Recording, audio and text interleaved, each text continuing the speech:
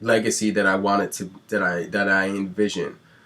So yeah, so this is about preventative data solutions, and step one is building the infrastructure. We are early in the journey, and making sure we get this right will just make things that much easier going into the future. So we have a new hotspot that just came online near our hotspot placement, and they may not understand placement. I don't think they do yet because they asserted their location like right on the line here. So this is one of my hotspots that we have, and as you can, I'm just waiting for this to click up here. So as you can see, when I select and go under the reward scaling, all right, and this comes up, we are sharing the same hexagon area. When I go to the actual map and explorer, you can see that currently right now I'm at a 1.0 and they are at a 0.5, but my hotspot is currently syncing right now, and so it's probably going to update and change to the 0.5. So there's a couple things that we can do to resolve this situation. Now it's either A, to communicate through Hotspotty, which is one thing that I do recommend as well, because at the same time, this is educating somebody else that may not be aware of the situation and what you can do on Hotspotty. For one, like, this is just a fantastic tool. I really enjoy this platform. I really, and this app, like, I really like it a lot. And I can't wait to share some more information about Hotspotty with you guys. So on the bottom here, we have our reward scaling by density, and you can see that on the res 8 it says one too many, and when I click on that, alright, so this is what will happen. So it's telling me, hey, we have somebody here that's affecting, our HIP 17. We are one hotspot over the max density. Now, under that, we have different strategies that we can do to figure out how we can fix the situation. But you see here, our reward scale, see 0.5 and 0.5. Now, a cool thing about this is that now we know the hotspot. This is something that we can do. We can go ahead and click this button here that says message, all right, under contact. And so we can contact the owner. And that's why I really recommend everybody that has and owns a hotspot to get on Hotspotty. Like, seriously, at least come here, set up an account, get on Hotspotty, and then you'll be able to communicate with everybody else that enjoys Helium like you. I mean, obviously, if you have a Helium hotspot, you've figured out one way or another about what's going on in this infrastructure build.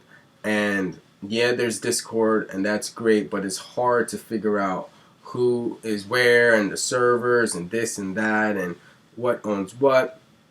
This Hotspotty is just, and this is just one feature of Hotspotty. Alright, so you can go ahead. What I would recommend, so like I did, I verified my wallet. And when you verify your wallet, it lets people know that you are the true owner of your hotspot. So when I go to my workspace here, okay, and I have my wallet added, let me go ahead and actually move this up, or move this down rather. Or can I move this? I don't think so.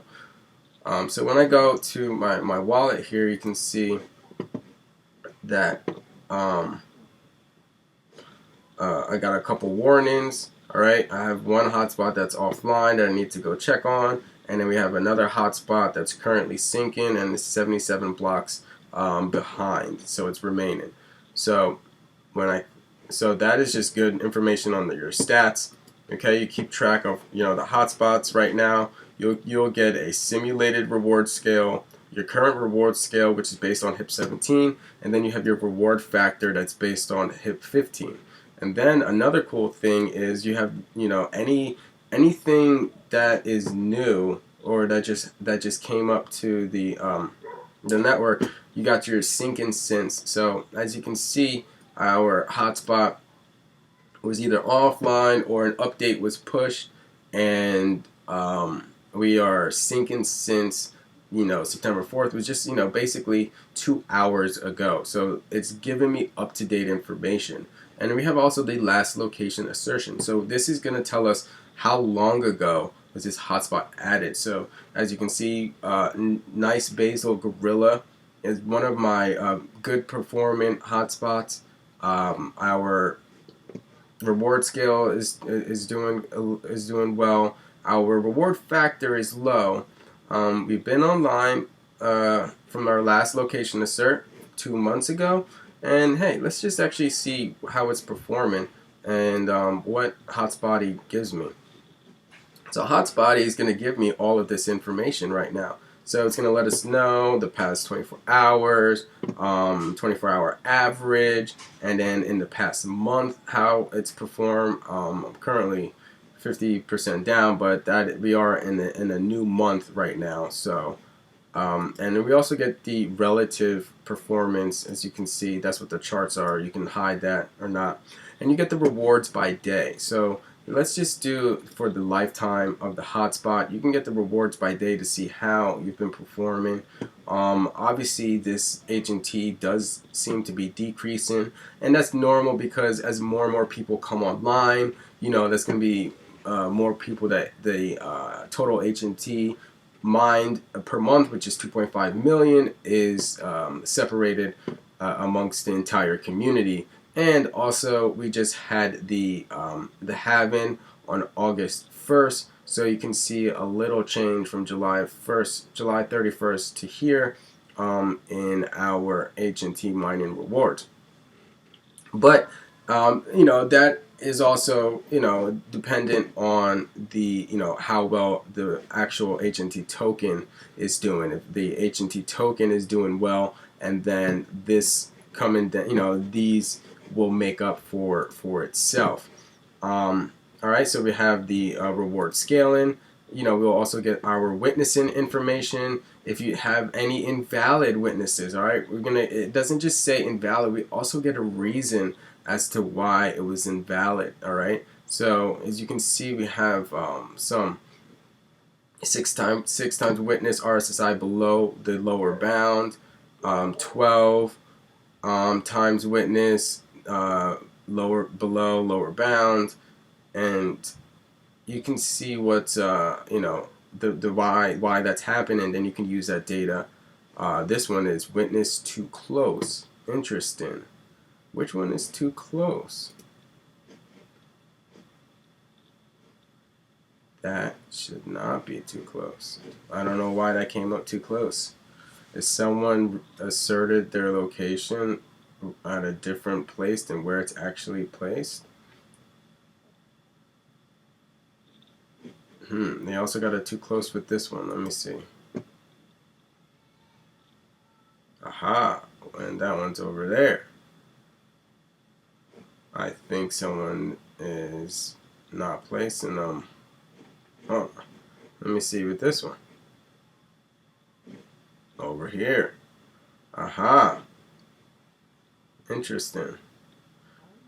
So, alright, so anyway, so you can gather all of that information. So that's the part that's really awesome. And another thing, so let's just go back here real quick. Alright, so we have messages is another way you can access the message portion of it. Okay. Below you can see the messages sent to Nice Basil Gorilla. Because you verified its wallet, we do not reveal your identity in the process. The sender's Discord handle can be copied so you can connect, and that is something you can do. You can also connect with the internal team as well, and then get some other information pertaining to your hotspot, its address, and so forth. So another thing, so basically, let's just go back to what I was saying. So we have our hotspot here, and now we just realized that, hey, we got some new people that just came online. What's going on? Why is this gray now? Alright, so we want to say, hey, what's up? Thanks for joining the network, but can we chat about your placement?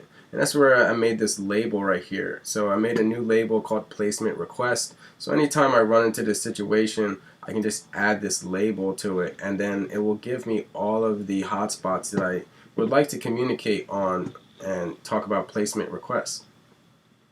So yeah, so basically that is another strategy. Let me show you. Oh, another thing is location. This is really cool too. So you have a new location that you want to assess.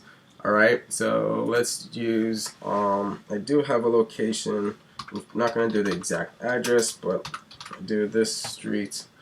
Let's do this one. Alright, and we're going to give it, we'll keep the name that way. The installation height, we'll just keep it at 5 meters.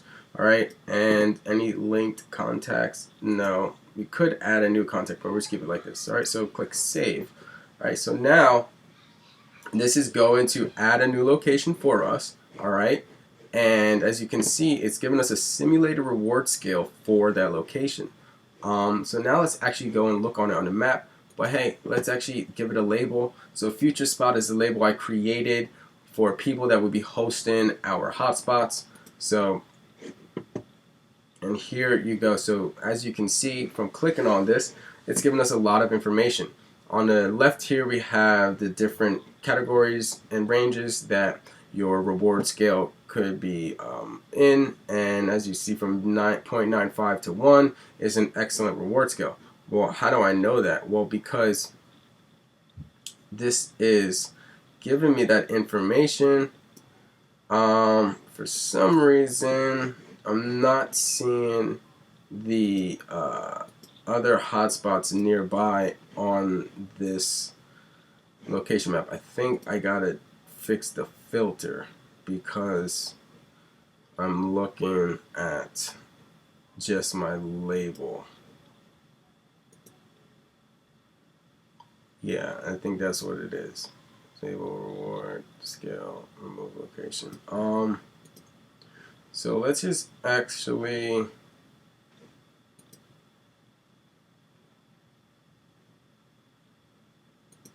do it like that. No. Change this. This is going to give us the some other settings that you can change for the appearance on your map. And let's actually, oh wait, so let's get that out and click on the map. All right. Now this should tell me other hotspots nearby, but I don't want my label up. There we go. Okay, so we have our placement idea. Whoopsies, I should not have done that. We have our placement idea, and we also have our location and other hotspots nearby that we can go ahead and use.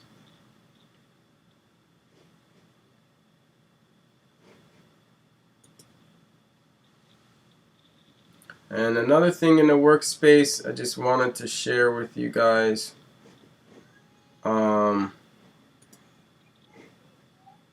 there'll be payments you'll be able to do, the installs. I think we just went, yeah, so you can add an install. So this is another one. This is another quick cool thing too. So say we have our location. All right, so we're gonna need to it's gonna need its hotspot name, but we don't have one. Let's use the name of the location. So you see it says it's required. All right, but then you can do the install date. and the uninstall date if you want, but this is where you can keep track of the new hotspots you installed. I do have hotspot names. I don't have them memorized off the top of my head. They're downstairs. But here, yeah, and then you'll just click save, and then what that'll do is, actually, let me, Jolly Stone Gazelle.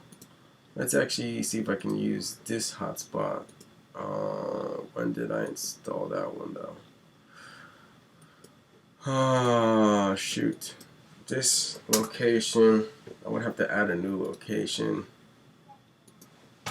It was Jolly Storm Gazelle. Which one is this at? Just a brick.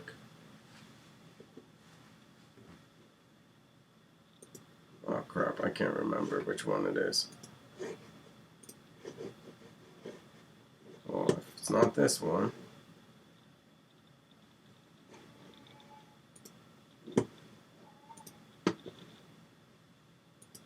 Ah, yeah, this one in Bayville. That's offline. That I need to fix. So, we'll go here, or we'll say Bayville, New Jersey. We'll keep that. We'll keep that. I think it's at 15 meters. Let's just do that. Alright, and then we're going to click save. Alright, so now we have our location being added. So now we can pick the location. Oh, automatically populated. Alright, so cool. So then we'll do our hotspot name. We got that. I thought we got it. Alright, and the I gotta type it.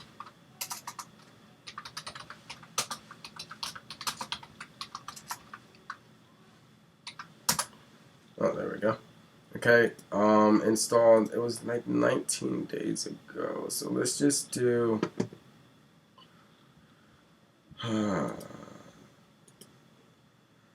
Let's just do that for example purposes, and click save. Okay, so now we have our hotspot saved under installs, and we can also add a label and say, hey, this is one of our future spots, so let's use that label.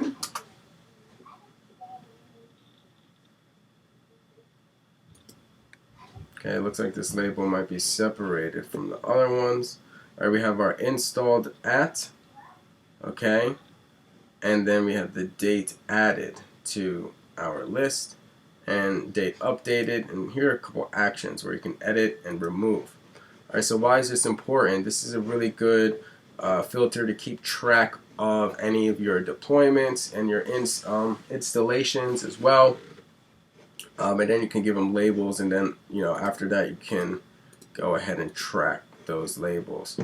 You can also add more things added by the person, like who actually did it. If you have a crew that you're managing, you can also do updated by. You can add that on there here, and we have actions. So that's cool. All right, so we got the added by, and let me see something. If you actually click on the name, does anything come up here? No, but that's okay. So alright, so this is Hotspotty. Alright, this is what we use over at PSB Advanced Technology for our Helium consultation and deployment needs. So if you're looking for someone to help you on your Helium journey, you can contact me and we can get you squared away building the IoT network of the future. If you are in the New Jersey, Maryland, Delaware locations, we are taking in applications for our hosting services. So if you are interested in hosting one of these curl links and or other hotspots, okay, to generate passive income and help us build this network, please contact me at simonfuture@pm.me or anything below, or even on Twitter at simonfuture2. On Twitter, you can DM me, let me know, we can start the conversation, and it's for serious applicants only. Just because you applied, it doesn't guarantee you to get a hotspot reserved to you. There are a lot of factors that come into play with it, as I will be the one doing the installation myself, or at least walking through the installation for you. But either way, I'm Simon. I'm your Helium G. Let's continue building out the people's network and enhance your future self. Alright guys, I'll catch you on the next one.